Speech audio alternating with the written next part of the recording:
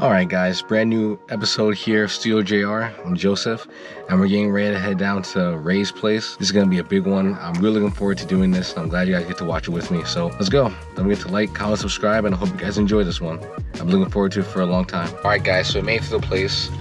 I don't know if you can hear the engine rumbling, but that means something big is about to happen. So, as you guys might remember in the last video, I'm going to be starting a brand new playlist, brand new series called Garajista. It's all about tinkerers, all about grease monkeys. They're all gonna be making their own cars from scratch, seeing what makes them tick, why they built them. This is the first episode that we're gonna do, so let's get started.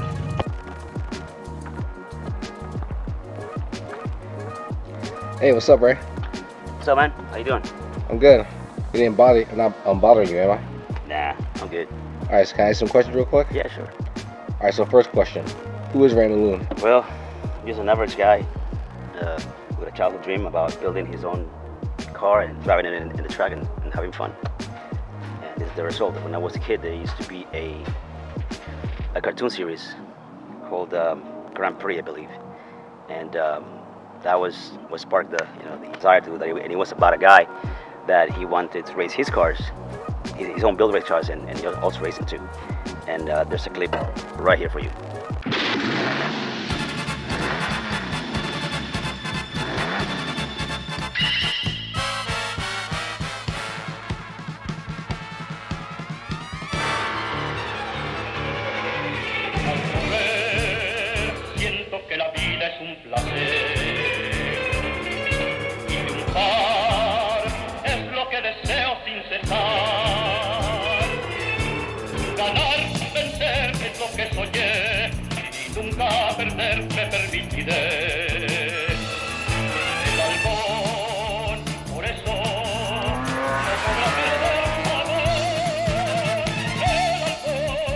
So, got another question for you.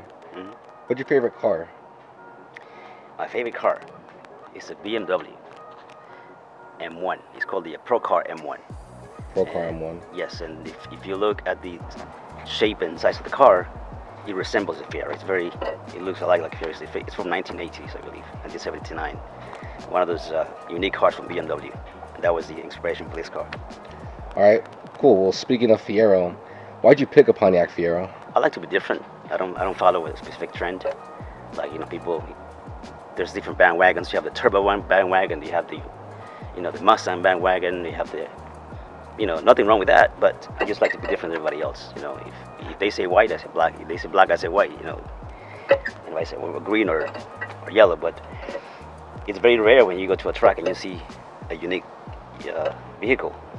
Instead of seeing the same thing. So that's why I like Fiero. It's what I wanted, and it's what I really wanted since I was a little boy. I noticed here that you got like 3 or 4 different cars here. So why do you have a Fiat? The Fiat down there. Like, why Fiat? I'm an instructor and a driving instructor for performance driving school.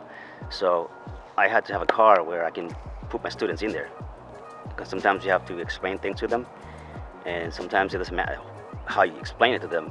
Some of them have to see it perform for them to get the grip and right, and do what I explained to them. So that's why I bought the car. It's nimble, it's light, just like this one. It doesn't have much power, so I can scare them. But it fits the purpose. So it's basically a track day car to teach my students how to perform properly on the track. What's the story behind your Toyota here? Why do you have a Toyota? Well, like every vehicle I have, it serves a purpose. And this one is only for the track. Sometimes I take it to a car show here and there. The Fiat is for the racing school, and the Toyota is my daily driver. I get up in the morning, nice and quiet. No, it's not as loud as this one, so I can drive to work and drink my coffee and be in peace. That go-kart back there, I noticed, that's not something that you can just like drive around all the time. Like, what's the story behind that? Did you build it yourself? No, that was actually, that one was given to me by a student of mine when I was racing the go-kart circuit. Nice, can we check it out? Sure. So what else were you saying about it? That one was given to me. It was a gift, because I trained a boy, a young teenager, and the father was, he wanted to give me something, but I wouldn't take any money, so he bought in my new go-kart and he gave me this one. This is like it was like a year-old go-kart. Cool. And yeah, but it was a gift, and I really appreciate it. And I can't get rid of it because it has sentimental value for me. But I still use it here and there. I go to the track and to share the cobwebs off. But sometimes it doesn't matter what kind of car you have. Driving this go-kart is the closest thing you're gonna have to an Indy car or a Formula One car. The feedback, the input of the steering wheel, the power to weight ratio, how far you're from the ground. Is the closest thing you're gonna have to a go-kart, and the most. It's a very good driving experience. There's nothing that was gonna give you satisfaction as a go-kart. Not even my Fiero is gonna give me what this gives me, because this is a very good teaching tool. So what's the story behind the go-kart here? Like, what do you run on this? It's just the class that I used to run. It's called it's a 4-cycle. It's a LL206. Basically, the engine is sealed. As you can see, I think you can see it here. There's a seal there, so you cannot open that seal with anything in the engine. If they find a cut and they tug on it and it's loose or something, they disqualify it. Even if they stickers, so they disqualify it. So that's that way. Everybody has the same engine, the same, and even you have to have the same exhaust, the same fuel. The only thing you're allowed is chassis setup and anything else, gearing, but same tires and same motor and the same weight. Everybody has the same weight. Like balance of power. Like even though they all seem different, they're all like on the same fuel, run the same type of engine, things like that. So only the driver's intuition on how to set up the car and the driving ability is what shines in this category. Right. A lot of people, a lot of racers come from the higher categories, like the 2 strokes. They have like 30 horsepower. This one only has like about 15 or 10. And this car you have to drive it with very good finesse. You cannot afford to drift. You have to be very precise. So when other drivers come from another category with used to drive like high-powered go-karts, I think the sliding is the way to do it.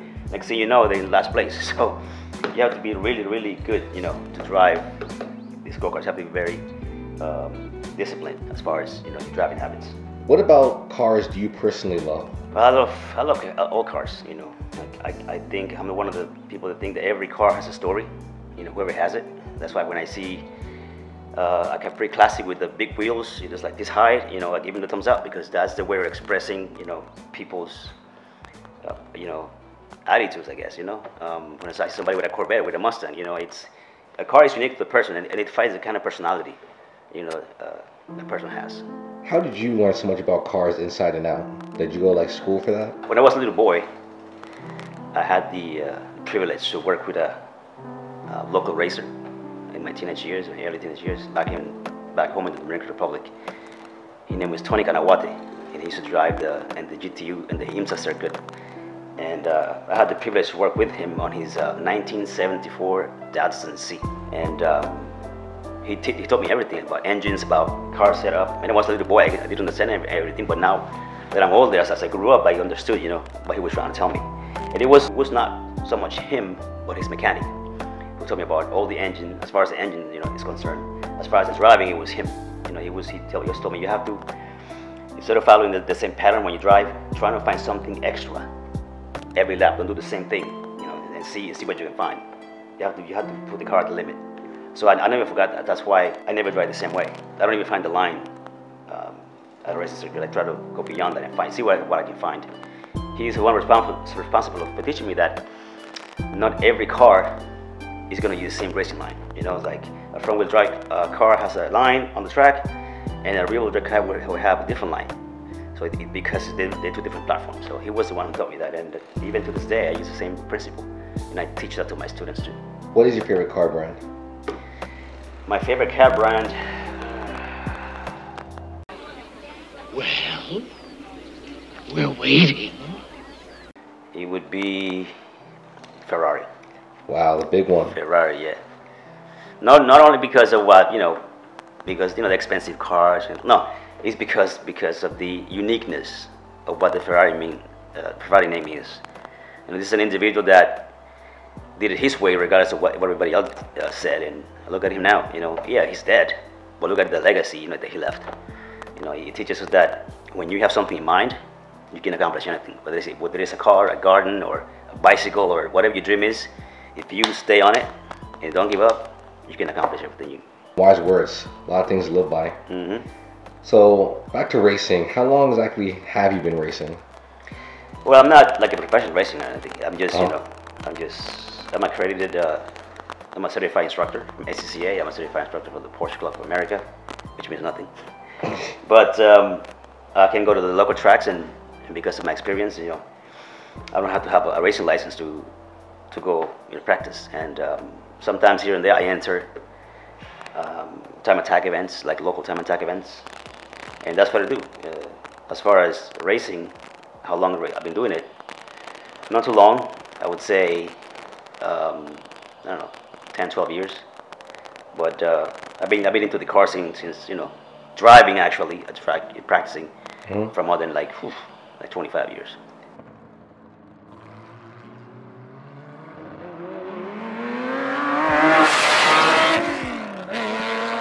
Man, that's a long time. You just had like a lot of experience from all that. Yeah, you learn a lot from different people they meet. Yeah. I know in real racing they have like different nicknames for their drivers, like Carlos Sainz, Smooth Operator, or Max Verstappen, Flying Dutchman. Do you have a racing nickname? No, not really. But I go by Rei Boom Boom. What? Why Boom Boom? I don't know. I guess the name came from that Italian fighter named Rei Boom Boom Mancini. So when I tell people, hey, what's your name? They say, oh, well, I'm Ray. And for them not to forget, I say, just you can call me Boom Boom. And they really one word to the other. And a lot of my friends call me Rei Boom Boom, just for fun. So what exactly made you want to race? A lot of people might want to do racing to like be famous, or in a more noble sense, they might want to provide for their family or make their own dreams come true. So what was your reason for racing? I believe that there are two kinds of racers. Like you mentioned, there's the one that wants fame and fortune. He wants to become something. And then you have the other one that just wants to drive because of the love of racing, the art of driving. I fall in that second category. I drive not regardless of how famous I can be, but because I just love driving. As a matter of fact, I try to avoid big tracks like VIR. What's the other one that has long straights? The one in Georgia. I forgot the name. Anyways, because you get on these cars and you go the long straight, you just hit your gas and you're there on the straight doing 150 miles an hour. For me, that's nothing. I enjoy it more when I go to a short track and I'm doing 65, 85, 110, but right on the limit, going through the turns and, you know, clipping my apexes right, you know, and so it's more about the art of driving, not how fast you can go. So how many races have you won at those short tracks? As far as like cars, any, none yet, because I haven't done too many. And the ones that I've done is just, you know, for me to test to see how the racing is. And I've done it with my Fiat, so I think I finished third out of 5 in my class. With a couple of times where there were cars that I had no chance, and the tracks were too big again. You know, they had no chance to race against them. But I tried, and I did it just to see what kind of level of competition I was getting into. Have any teams ever like offered you a spot to join? No. Seriously? No. The only offer I had one time, it wasn't even an offer, it was a suggestion. When I used to race go-karts at the local track, I was winning the championship, way ahead of everybody. And I had a go-kart that I bought for $700. So one of my friends told the owner of the track that they should hire me to drive for them so I can bring their brand up. And they didn't want to do it. So then again, I beat it with my $700 go-kart. And people were buying those go-karts for what, like $5,000? Man. And then next year, I did the same thing. Then they gave me this one. I was winning the championship, and it was the same thing. So people were buying this brand because they saw me with it winning. So the same thing. Sales was going down, and they ended up banning me from the racing because they couldn't. They brought racers, go-kart, like professional karters, the track to race against me, and they couldn't beat me in this category. And the only way, instead of hiring me to drive for them, they just say, you gotta go. You're cheating, but we don't know how. So Man. I became the mystery guy, the guy that got away with it, but they The don't know how. anti-hero. Yeah. So, but it wasn't. It was not. I wasn't cheating. It was just that they just didn't come. They didn't want to come to. They didn't want to come to my level. So they keep changing the rules to bring me down instead of allowing them, the racers, to come up. They started complaining, and that was it. It's okay. It's like I said again. I just did it for fun. It was nothing to become famous or anything. Now, you brought up famous, and you mentioned go-karts, and that actually reminds me of a question I was waiting to ask you. Mm-hmm. So I heard this rumor, right, that you were at the local go-kart track here, and there was a famous person at this go-kart track. I won't say their name, but the rumor was you raced against this person. He was a famous, experienced race car driver, and you won in a regular rental go-kart. What's up with that? Yeah, I won't say the name either, but he was a very nice guy. I didn't even know who the guy was until he came to me and shook my hand, and he said, that was a very, piece of driving that you did there. So I'm like, okay. And my friends was like, you know who that guy is? I'm like, no. I said, this is such and such. I'm like, oh, wow. And then again, when I watched the TV, I saw the TV on the racing, I'm like, oh, wow, that's a guy right there. So I had no clue, so. But, it's sometimes it humbles you down how, people have a perception of drivers are cocky and arrogant. This guy was not. He was a very down-to-earth person. How do you balance everything here? Like, job, working, racing, family, like how do you balance all that? Where everything has a slot, and like you mentioned, certain things had to be on top of the ladder, and certain things at the bottom. When it comes to me, it's my family first. Me and my wife, my routine. I'm a Christian, so I spend quality time with my wife, also doing spiritual things. And then work, because you have to work to make a living, to support your family. And the rest is I just balance, between my hobbies, all the things that I do, and then again, everything falls into place. If you keep that, you can do anything you can, anything you want. So, about your Fiero, why would you choose this over any other car you could have gotten? Because of one, the uniqueness. When I saw this car for the first time, it was in high school. A friend of mine had it. I chased him down the street just to figure out what it was, and then I fell so much in love with it that I said, when I get older and I can afford it, I'm gonna get me one. Nice. So then I discovered they had different platforms, and they came out in '85 with the V6. I just fell in love with it. It's an underdog. It's very short wheelbase. Power to rate is good, and I saw the potential in the engine also. And the main thing is that when I drove it for the first time, it reminded me of the one thing that I know how to drive the best. It's a go-kart. Really? So yeah. So my experience in go-karting, driving this I was born to drive it. It's very good, even though the suspension are made from different cars, but the way I got it set up right now, it literally drives like a go-kart. If you look at, I'm gonna push it down. There's no travel there, as you can see.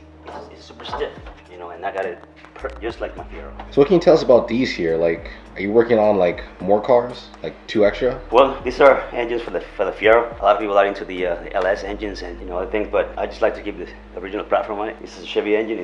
It's known by the code. It's a 60-degree V6, and I usually have spares of engines, and I'm building these two as spares with different setups. So this is going to be a stroker. That's going to be a short rod engine. One in the car is a long rod engine, so they're all different with the same engine for different things. One for short tracks, one for long tracks, and one for like rally stuff like that. So what are you running underneath here? V8? No, this is the same engines you saw earlier. That was building. I will show you the blocks. And this is the original configuration. It's a block originally came from a 1995 Camaro, 3.4 liters. So what I did here was I took it and I bored it out. Came out to 3.7 liters of displacement. That's what I have here right now. Could you have like put in something bigger, like a V8 or a V12 even? There are people that have that change. They have V8s, they have LS swaps, they have other type of V6, 3800s, Buicks, turbocharged, supercharged. I've seen a guy that he even put a V12 out of BMW. So, really? And another guy put a V12 out of an Audi, and somebody else put a TDI from Volkswagen. So there's a lot of platforms that a lot of engine choices you can put in here, because the chassis is made, to carry those different platforms. It just depends on the actual individual that wants to do with it. Yeah, I've seen people put even V8s or V12s into like BRZs or V6s. Yeah. Now you can do anything. We're in the age of standalone computers, so now we can do everything, so. Fuel mixture are you putting in here? This one runs strictly on the 85. So it's, it's out of the pump, which is not usually, all the time E85, because the blend changes whether you're in the summer or the winter, and also depend on what part of the states you are. Is it EH85?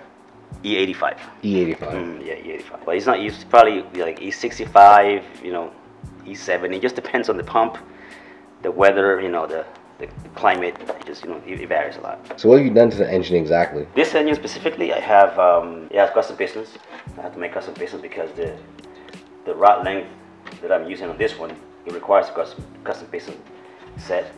The heads are CNC ported. These are the original iron heads that come in the car. A lot of people use the aluminum heads, but because of I want to keep everything original looking as far as valve covers. I know it doesn't look original because you have this ice chest sticking out of it. Yeah, I was about to say, like, what is this? What is this ice chest? Is it an ice chest?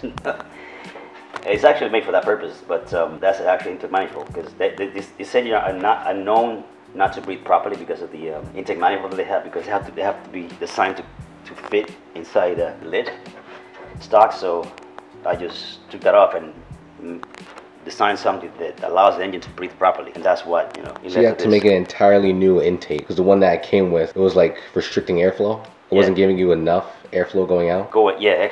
Actually, what was happening is as the engine RPM was climbing, stock intake was creating a vacuum. So that means that there's a restriction in the system. So you have to get rid of that. That's one way of doing it. Between the work on the heads, the valve timing, and the camshaft, and the intake, they all work in sync, and that's why I'm able to make the power that I'm making now. And a lot of people have to use turbochargers to get to the power. But if you make a system for everything to work in sync with the rest of the parts of the engine, that's what the trick is. It's not one actual part is going to make the big difference, unless you use a turbo. I don't have a turbo here, so. The Mr. Ferrari said people who use turbos cannot build engines. I believe turbo has its place, but me personally, I don't like to build turbocharged engines. I had a couple, but no, I like challenges. I like making things better. I like to challenge myself, push myself, and this is a way of me expressing how far you can go if you really put your mind into it. So the engine's back here. What's in the front? The front is it's a frunk. It used to be a frunk. Yeah, it used to be a frunk. Now it's That's why I keep the battery. It's low center of gravity. Radiator here. This is actually the water pump for the engine. That's out of a BMW, and there's a guy in Germany that makes this little device that is specifically designed to run that pump. So it works pretty good, and it keeps the temperature down. It simulates thermostat. So far, so good. So I notice you got a lot of stickers. What are these all for? These are sponsors? These are my, I call them my sponsors, but they don't give any money. But the reason I say that is because these are the people that have stuck with me for my crazy ideas. Nice. And for example, Camcraft here. It's a local cam grinder that I use that have never questioned me when I tell them, hey, I want you to make me this. Other companies that have called us, they said, no, you can't do that. And so it's not going to start. I'm like, dude, I'm paying you the money. Don't tell me, you can do this. This is the only company that actually believe in what I'm telling them, and they just make it for me. And so far, I'm sticking to them. The second one here is the guy that makes my pistons, Mike Callahan in California. California? Yes, this guy makes everything easy for me, because when you order custom pistons, you have to fill out a sheet. A lot of their jargon I couldn't understand, so I called him, and you tell him what you have and what you want, and he does the magic for you. You receive the pistons in your house, and every set of pistons that he's made for me, he made for me already. I might say it's like 4 or 5, and they're perfect. And the last one is a local machine shop and race shop, Heinz Brothers in Trotman, and these are the people that every crazy idea I have as far as like strokes and machining and this and valve work and everything, and valve head work. They're the only ones put up with me. They always, every time I say, hey, I want this, can you make this? They're like, well, we'll try it. Sure enough, they get it done. Do they give me money? No, but I gave 100% satisfaction just working with you. One last sticker I saw. This is all sticker right here. Like, what's that for? That is a kill switch. In the event that something happens, and let's say the driver lose consciousness, and the engine stays running, or whatever, that you have to have that for the marshals to see, so they can come running and shut the engine off, and shut the whole system off. How does that work anyway, kill switch? Can you show us real quick? Sure. You have the power comes through here. You have the positive cable in the battery, the negative power, the cable, And this is a bridge here. So this right here, it puts the power to the back. So that cuts the power. Entire car, entire electrical car. That's what it's made for. You have to have that.